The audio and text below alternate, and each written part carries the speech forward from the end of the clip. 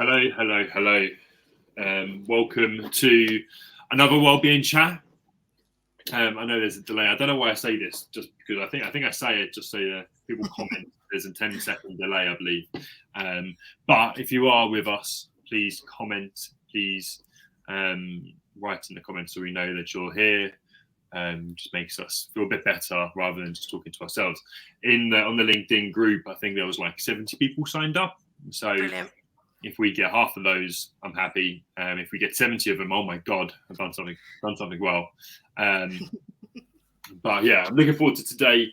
And I talk about kind of financial well-being.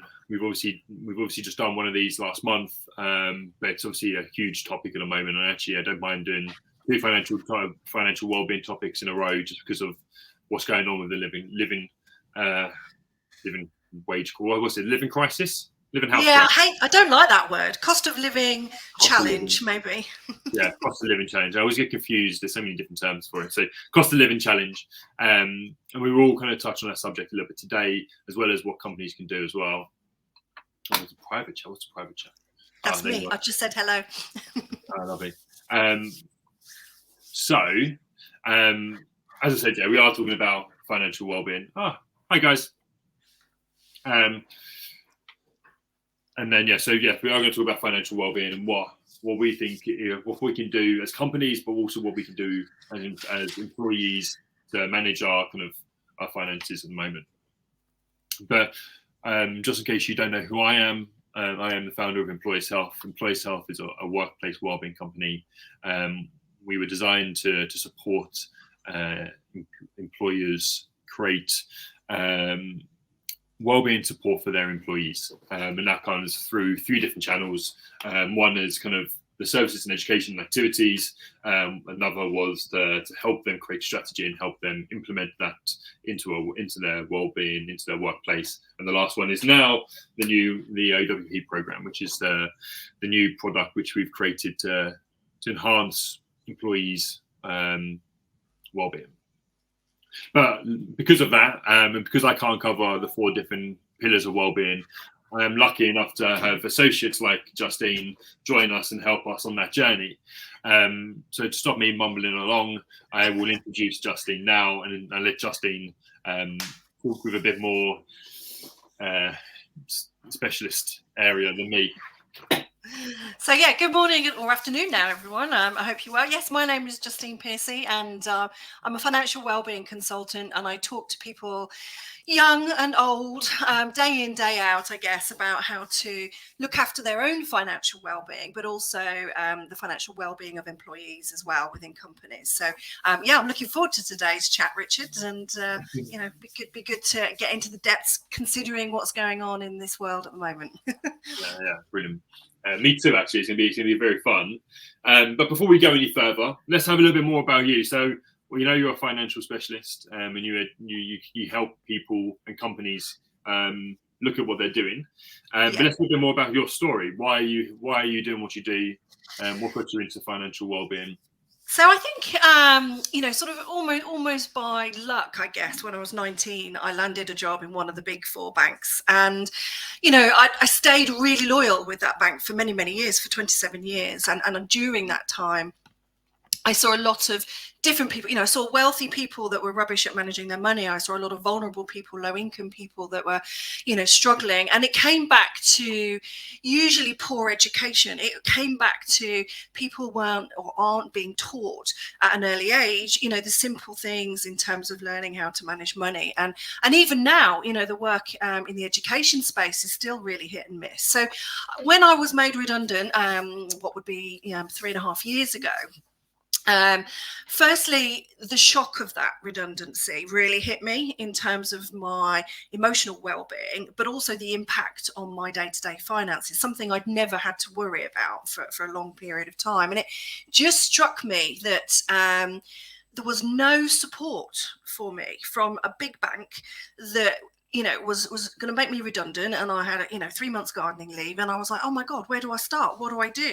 And the big bit that everyone thought we needed was help with finding another job, when actually what we really needed was the practical support of just how to cope with our day-to-day bills, and that was the immediate concern. And I guess following on from that, I see a lot of people that I guess have similar kind of shocks that I had, and are just not well equipped in terms of how to deal with that.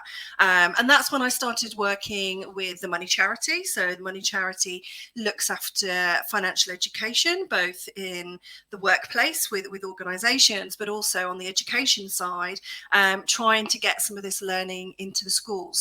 So I deliver workshops on both going into schools and universities and colleges, but mainly supporting people in the workplace. And I guess I've found over recent years, Rich, that the financial well-being pillar is something that is often missed or forgotten, or isn't as important as mental health well-being or physical well-being.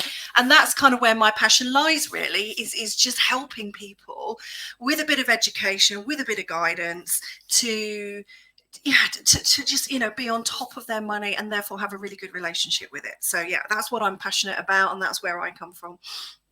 There's a few points that I wanted to talk about, and you said your last point there was about kind of financial well-being pillar in the role of well-being, and I think it's only recently that we've begun to shout a bit more about it, and we've known it's been there, and I've known it's been there since I kind of started the employee health journey, because it's probably one of my biggest worries and stresses. But some of the statistics, and I mentioned it in the last chat we did, and I should have done it at the beginning here, but the statistics behind financial well-being are as follows. Money worries is the biggest cause of stress in the UK.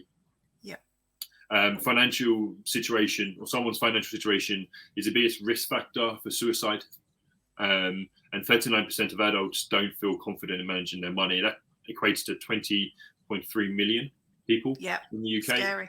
And so, although we probably didn't shout about it enough when we kind of 3 years ago, when wellbeing was becoming more popular, I think we are beginning to look at it a bit more now, especially because of the cost of living challenge. We use the word challenge situation we're in. And now I think with conversations I'm having, as soon as I mentioned financial well-being and what we do, Justine, people are like, oh, actually, that we have been looking at this a bit more. Yeah. We want that. I think it's more. It's certainly more at the forefront of people's minds, I think, both on a personal level, but in organisations as well, because of the cost of living challenges we're facing. But, it's been there a while, it's been there a long time. It's not something we're taught necessarily at school. It's not, something that you're going to learn, how to budget or how to, achieve your savings goals. It's not something you do at school. So, so I appreciate it has become much more important in recent times, but it has always been, in my opinion, something that needs support with, whether that's through education or in the workplace. And that was going to be my second point to this, is actually the education. And we look at schooling, and we can probably badmouth schooling, and I definitely can from my experience through school, but it doesn't really set you up for life. And one of the most important things we do, and I think it's a bit better now, and I know you go in there, and I know there are other wellbeing bits being added into schooling, but when the people in work now weren't educated on this stuff, education wasn't there, right?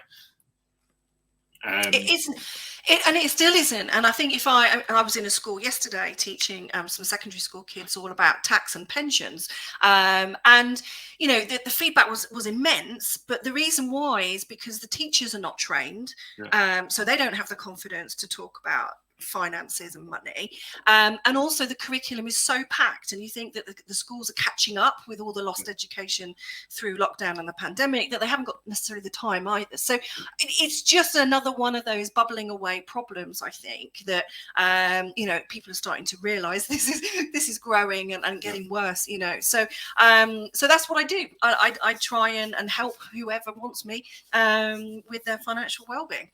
And I think that as you said, the curriculum is packed, and teachers don't know teachers don't know how to do it, but also don't have the time to do that. And also, they're not overly qualified because they weren't taught it as well. Like, exactly. it's the same as some of the issues within wellbeing, nutrition, eating healthy, making sure we do exercise and what the benefit of that is, and what, like, all these things aren't taught. And if we're not taught it, we can't teach it. So unless we begin to implement some of this stuff into schools, it's never going to be learned to be able to teach. Or you'll learn from either your own personal experiences, sometimes the wrong way, or the normally bad way. Mistakes, right? We learn best from mistakes. Yeah, exactly. Or if you're lucky enough to have, parents or family with good money values and good money habits, then you'll learn from them. But the bulk of population are not teaching.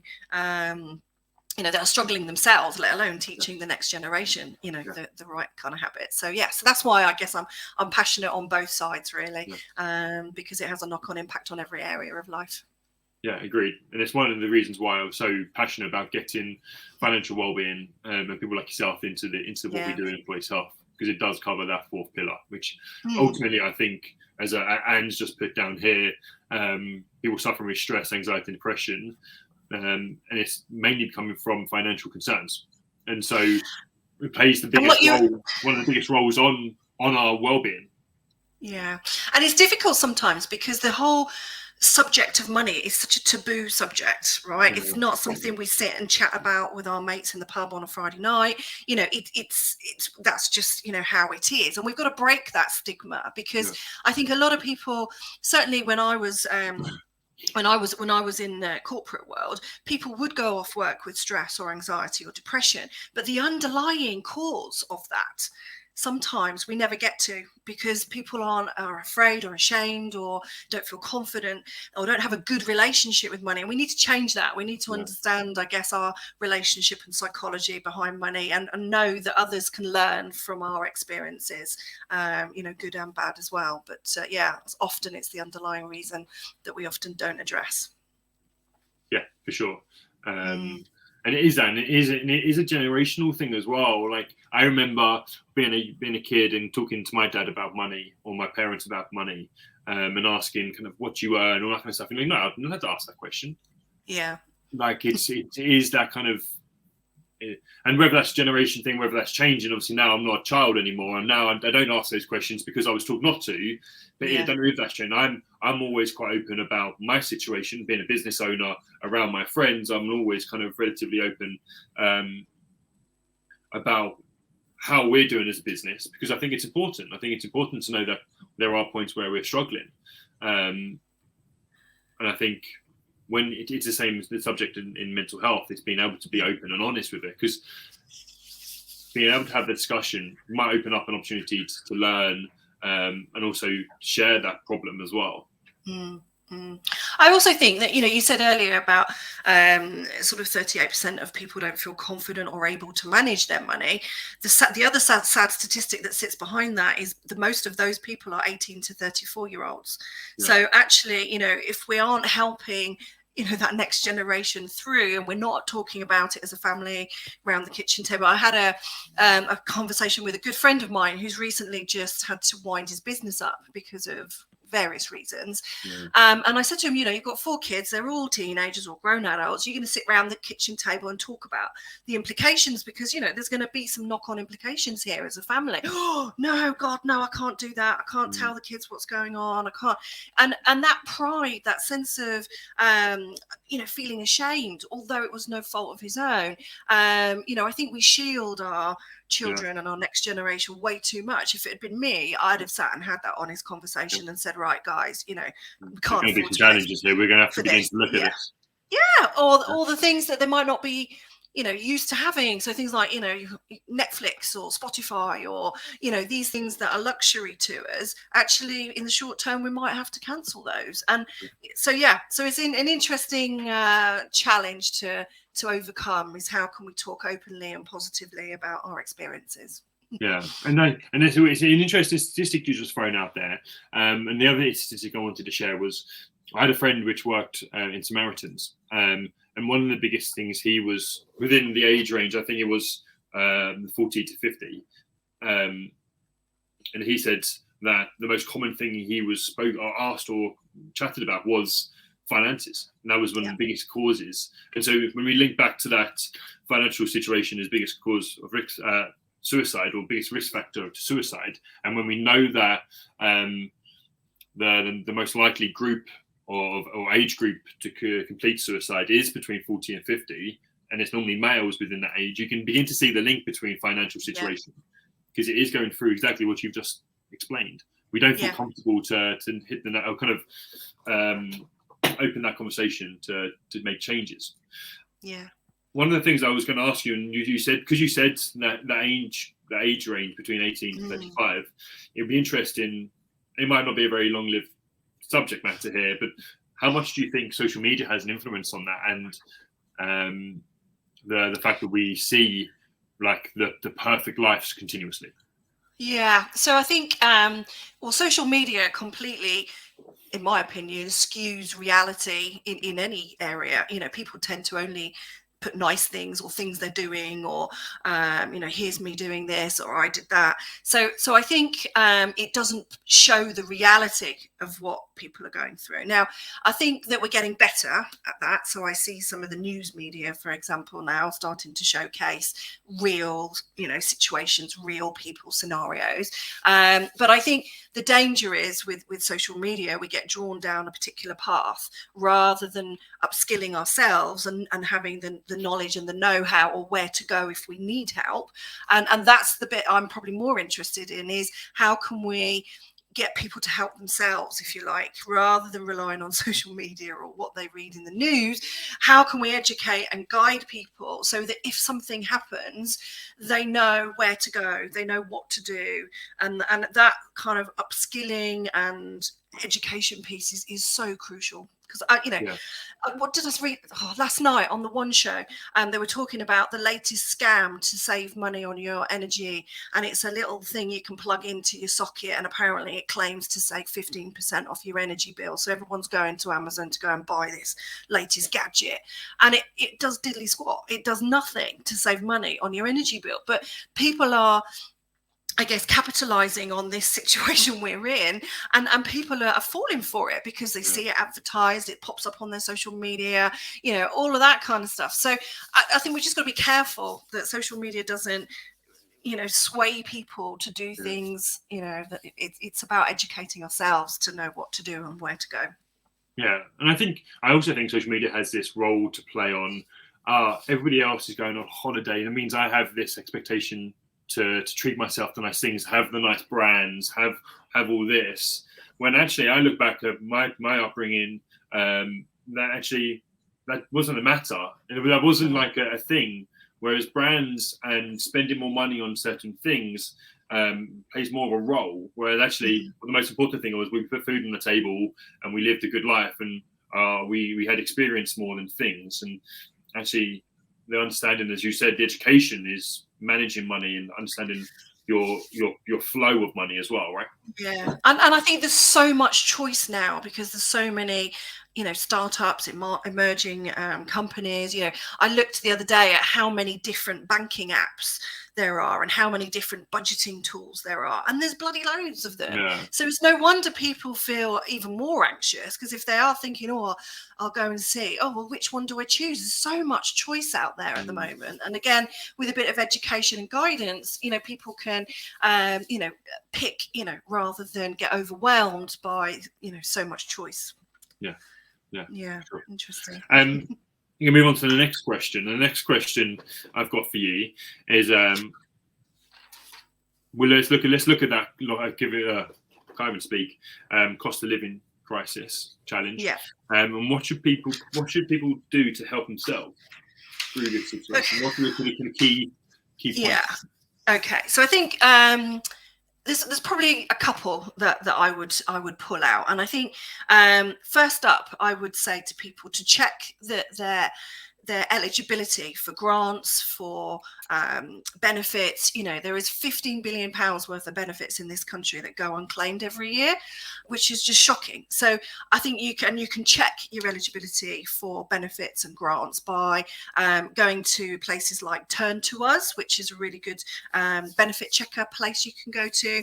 And also, on the news today, people are getting the first instalment, aren't they? From the government to support low income and vulnerable families. So again, just make sure that you're eligible and you're getting what you need. And you can also go to gov.uk website to have a look at any of the government grants that are coming our way. So I think make sure that you're getting what you rightly deserve, because a lot of people don't realise that there are grants and things out there that they may be eligible for. I think the second thing would be to better educate yourself. Take a bit of time, look at the credible sources of information. Okay, so places like places like Money Saving Expert, they all have cost of living hints and tips on everything and anything. So whether it's energy, whether it's mobile phones, broadband bills, whether it's shopping discounts, so sign up. They have free newsletters that you can keep. You don't have to read them every week, but know that they're there if you're looking for something. So for example, earlier today, I thought, I'm going to need to start buying some new school uniform for when we get back in September. And I thought, I'll just have a quick look. And I looked on I think it was Which I looked at. I didn't know that Clark's Shoes have a Clark's outlet that sells shoes at 50% off. So I went and had a quick look, and they've got loads in stock. So I was thinking, we can learn and educate ourselves by having a look at what support and information is kind of out there. And then I think the last thing is take control. Okay, now budgeting isn't the most exciting thing to do, but when I mean budgeting, I don't just mean have a quick glance at your banking app and make sure you've got enough money to pay the bills. I mean a real analytical, scrutinize everything you've spent your money on, because whenever you do, or whenever I do that, I go, oh yeah, I did spend a bit too much money on this, or I might need to not have too many takeaways next month, or and the example I can give you there, Rich, is when I was made redundant, we were forced to scrutinize our budget. Okay. And as sad as it was, for a short period of time, I had to cancel my gym membership. I had to cancel my daughter's gymnastics club. I had to stop my husband going to the pub on a Friday night. And for, 3 or 4 months, we had to rein it in. And I just think people shy away a bit from budgeting because they're scared of what they're going to learn. When actually we're upsetting somebody as well. And if you're a parent as well, Kids get used to a lifestyle. Kids they begin to enjoy these luxuries.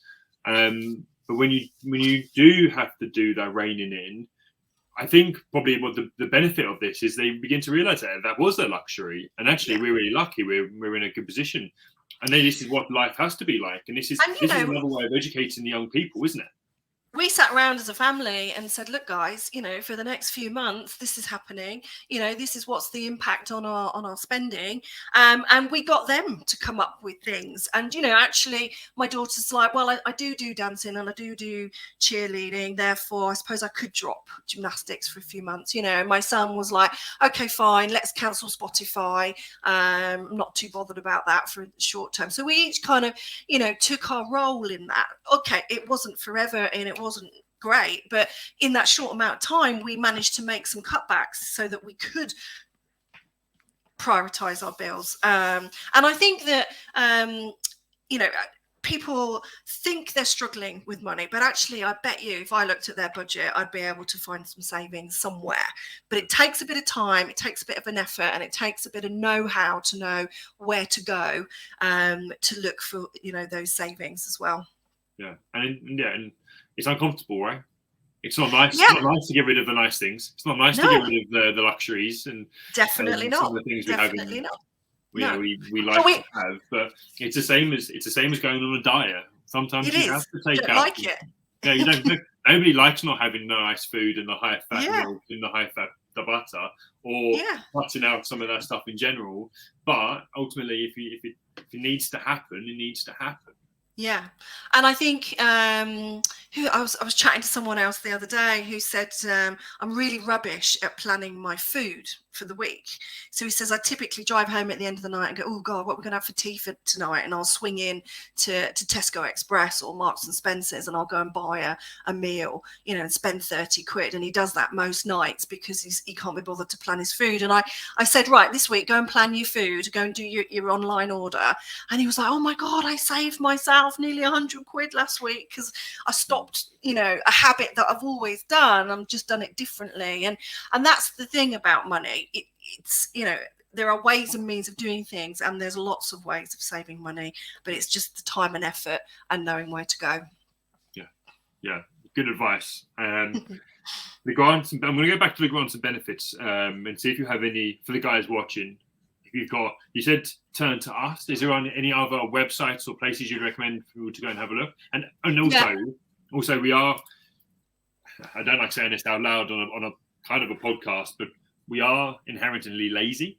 So how hard are these? So it's not hard at all. So it's just about knowing where to go. Okay. So Turn to Us is definitely the place to check your benefits, as gov.uk as well. We know that the government have got payments for low-income households. Have put another £8 million, £650 broken into 2 instalments. We know that people are going to be getting their energy grants in the autumn from the government, so that's £400 coming your way. So I think it's just about looking, knowing, what you're eligible for, and benefits checker on Turn to Us is definitely the best one, and the gov.uk website as well. So check those out. I might go and do that as well after this benefit checker on Turn to Us. I'm about to have my holiday this year. Excellent. Is that the purpose of doing this? Was it to see how much money I could save you so that you can then go on your holiday? Yeah. Okay. Yeah, this is our consultation. This is saving me so much money if I happen to do this. Brilliant. Love it. Excellent. So let's move into kind of what the employers can do, what the business can do. And so my question will be, why should employers consider financial wellbeing as part of their wellbeing strategy? Okay. So I think it sits, a good wellbeing strategy usually is a holistic strategy that has different strands to it. Okay. So whether it be physical health, mental health, nutritional health, lifestyle, I think it just sits in that strategy. And I think it's also about understanding the needs of your people.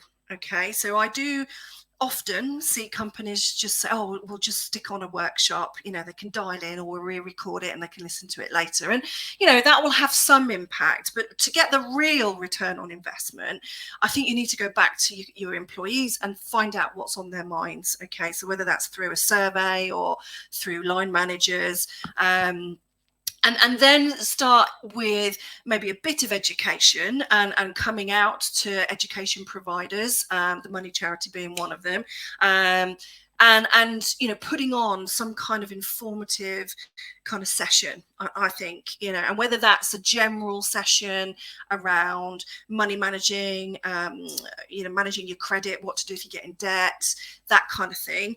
And then often what comes off the back of that initial kind of general discussion about money is employees then tend to go, actually, I'd like to know a bit more about planning for retirement, or I'd like to know a bit more about how I can get on the housing ladder. And then often you see, topics coming off the back of that. Yeah. But personally, I think, getting that feedback, first of all, is really important. But then I think, some employees need more than just a workshop. I think some employees potentially may need more guidance, one-to-one guidance. And this isn't advice. This isn't a qualified financial advisor. This is just someone saying, right, let's have a look at your budget. Right, what about this? What about that? You can definitely get that cheaper. Let's go and do some research, and just help pointing people in a certain direction to help them meet their goals, if you like. So I think guidance is definitely becoming another string to the strategy bow as well. And then, some organizations will have affiliations, sometimes through their pension schemes, where they have got advisors that are available should people want more specialist or complex financial advice. So for me, I think it's a a combination of all three of those, so the education, the guidance, and advice, and then putting it into a kind of rolling strategy. So it's not just a once a month, and it could be that they have resources on an intranet hub. So if people are thinking, where can I find, a budget planner? They've got the resources within that organization as well, so that colleagues have places to go and research. So I think it comes within all of that, just as a matter of business as usual. That's where I'd like to see it anyway. Yeah, I think it comes into that, a wellbeing chapter. We had this conversation with Sarah Restall. I don't know if she's watching or not. Sometimes she does. But we had this conversation about kind of how we create a strategy. And it comes down to, we defined it within 5 different things. The first thing was finding the data, using the data from what we've got from our employees. Then remembering those 4 pillars. The 4 pillars being mental health, physical health, financial well-being, and environmental, culture, or social well-being. Yeah. Then we can look at the calendar and what dates are key. So is there you'll know this probably more than I do, there's so many key dates. Is there a financial well-being day within the year, like the mental health awareness day? Do you know, I don't think there is. Yeah. I honestly don't think there is. I think it fits in throughout the year. I think no, I don't think there is, to be honest, Rich. Is there not like a month? Isn't it not?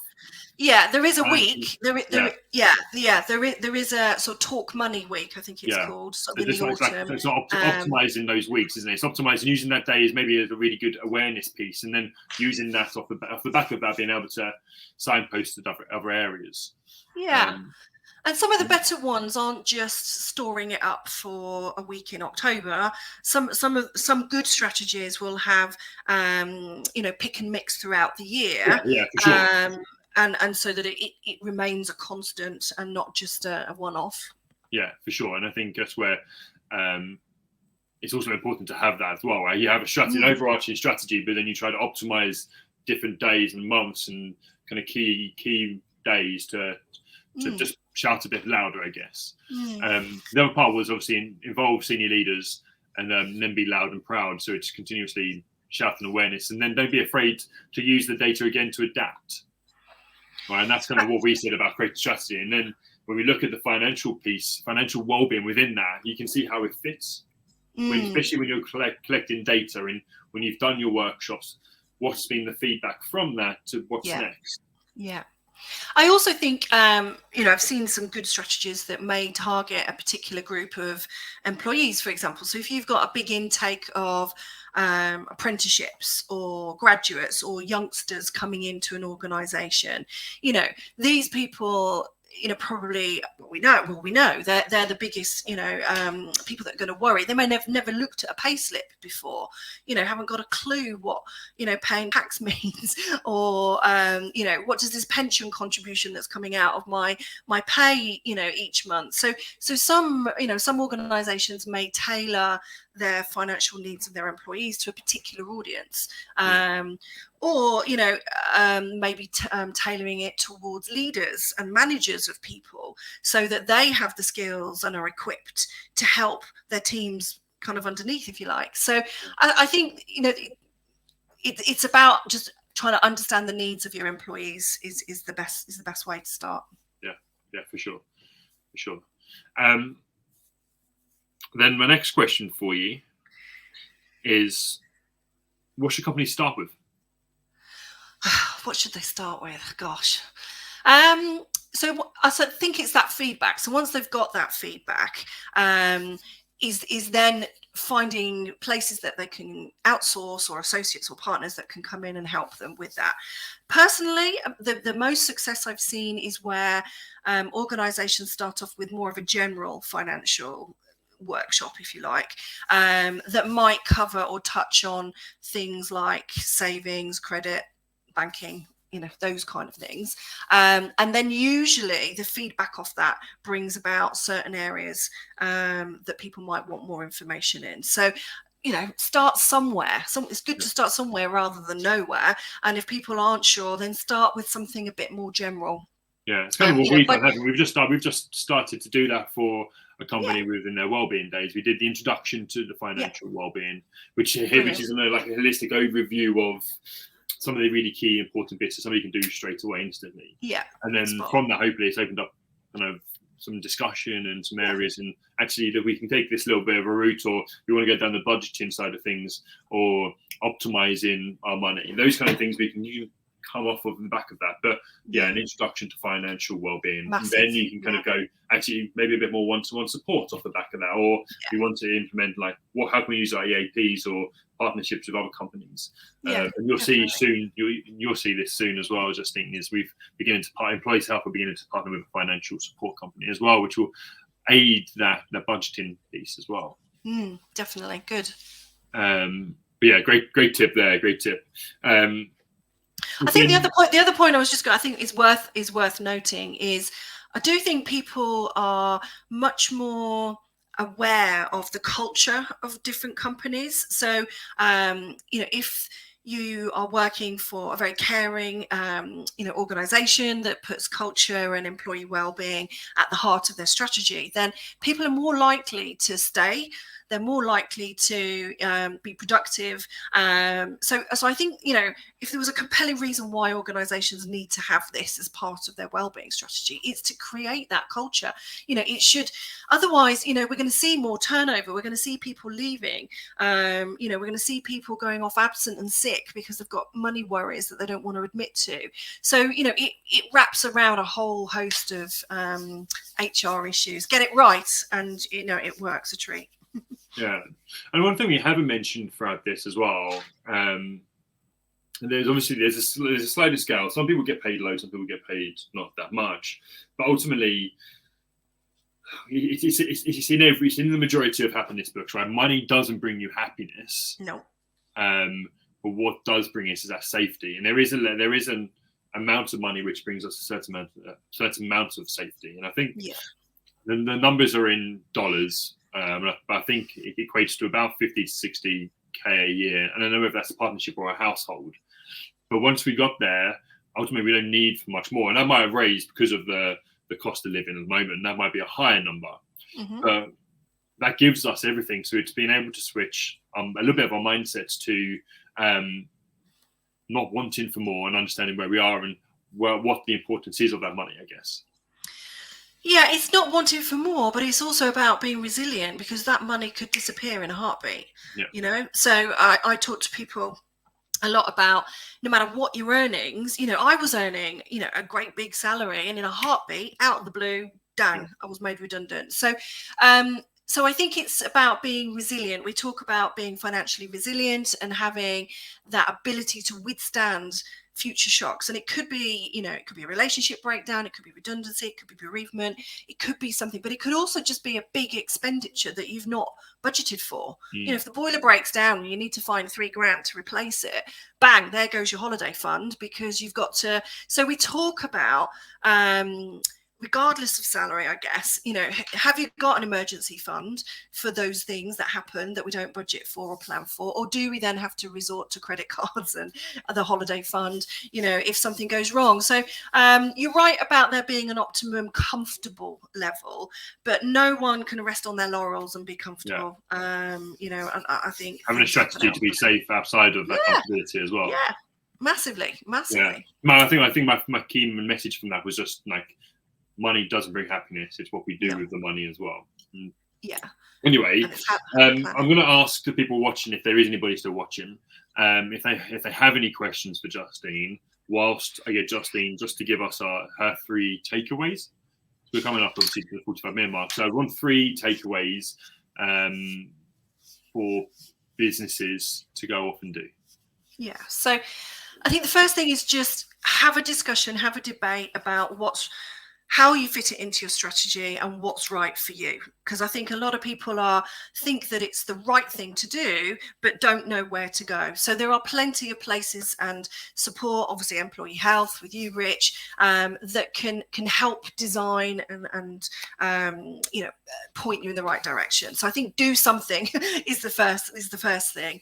Then once you've decided, I think it has to be that return on investment, that piece about what is it employees need, okay, what is it they want, so that you can get the feedback and measure the return on investment, because every company is going to want to make sure that whatever support they give has that positive impact.